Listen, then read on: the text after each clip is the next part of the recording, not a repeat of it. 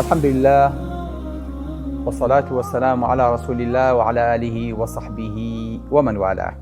لەوانەیەکی ترا لە خزمەتتانین بۆ ئەوەی کە باسێکی پێکهاتەیەکی تر بکەین، باسێکی بەرهەمێکی تر بکەین، باسێکی دروستکراوێکی تر بکەین.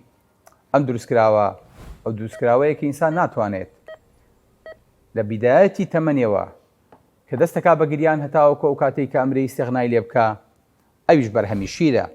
بابزانین ئەم شیرە چۆن و چێ بەرهەمێ هێنێ. هەر کەسێک حەزی لە بەرهەمهێنان بێ لە کوردستانە، ئەوە پێویستی بەوەیە کە داوای ئەرزێکی چەند سەد مەتر دووجا بکە بۆ ئەوەی کە بتوانێت لەسەر ئەوە کارگەیەک دروستکە کە شیری تیا بەرهەم بێ، ئەوەی کە پێوترێ شیری وشک. ئەم شیرە وشکە پێویستی بەوەیە کە خەبیری بۆ بدۆزرێتەوە و کەسێکی شارەزا وردکار لە بابەتی نیوتریشنە، لە بابەتی غیداءە، لە بابەتی خۆراکە، پێکهاتەی ئەم شیرە بە کۆمەڵێک پسپۆڕ و شارەزاییەوە بۆ کۆمپانیاکە دیاریکە. شەریکات منافەسە ئەکەن لەسەرەوەی کە چێ باشترین شیر دروستەکە. وابزانین ئەم شیرە پێویستی بەوەیە کە چەند سەد دۆنم ئەرزی تری لە پشتەوە بێت.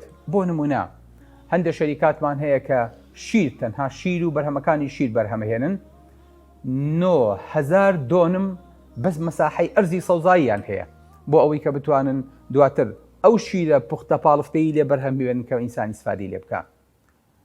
لە ئەمریکا ساڵانە پێویست بەوەیە کە زیاد لە 3,000 ملیۆن دۆلار سەرف کرێ بۆ بەرهەمهێنانی شیر و لە کاتێکا درێ بە منداڵەکان. ئەم شیرەی کە دروست دەکرێت و ئەم شیرێک کە پێک دێت بەرهەمەکانی وردن. بۆ چونکە حسابی ئەمە کراوە ئەم شیرە بۆ 6 مانگی یەکەم بەکارهێنرێ، بە کەڵکی 6 مانگی دووەم نایەت. ئەم شیرە پێکهاتەکانی زیاد لە 30 دانەیە کە شەریکات دیعایی بۆ ئەکاو بە پێرسەنتجی معەیەن خستوێتە ناو بازاڕە و لەسەر قوتۆکەی خۆی داناوە بە ئینگلیزی و بە عەرەبی لێی نووسیوە. دواتر وردەکاری دروستکردنەکەی ئەمە دیارە لە باگراوندێکی پسپۆڕی و لێهاتووی و لێزانی و ئەو پەڕی وردبینیە کە لە ژێر مختەبەرەکانە ئەمە چڕەکرێتەوە، ئەخرێتە ژێر مایکرۆسکۆپەوە، بەردەوام ئەمە سامپڵی لێوەرەگیرێ بۆ ئەوەی کە ئەم 6 مانگە تەواو بوو، دوایی منداڵ لە 6 مانگی داهاتووە پێویستی بە چییە؟ ئەی لە ساڵی دووەمە پێویستی بە چییە؟ بۆیە ئەم شیرانە ئەونەی ماندووبوون و ئەونەی عەزێت و ئەونەی پسپۆڕی و ئەونەی قاڵبوون ئەوێ لە بوارەکەی خۆیان. وابزانم ئەگە بمانەوێ بەداخەوە لە کوردستانە شیرێکی ئاوا دروستکەین، ئەبێ پسپۆڕ و شارەزا لە دەروی وڵاتەوە بێنین و ئەبێت مهندس داوا بکەین و ئەبێ مەکائین و ئەبێت ئەونە ئامێر داوا بکەین بۆ ئەوەی کە بتوانین مەلاینی تیا سەرف بکەین هەتاوەکو شیرێکی قوتووی ئاوا بەرهەم بێنین. جا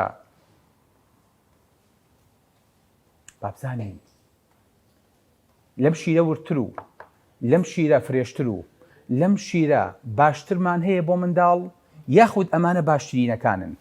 خۆشەویستەکانم، ئێمە لێرانەیە دانانیشین دیعایە بۆ شەریکات بکەین. لەبەرەوە ئیستاکێنە حەز دەکەم منێک کە مەندووبی شەریکەیەکم، منێک کە مەندووبی دەعوەیەکم، منێک کە خۆم داناوە بانخواز بم، حەزەکەم لەو ڕوانگەیەشەوە ئیسفادەتان پێ بگەێنم.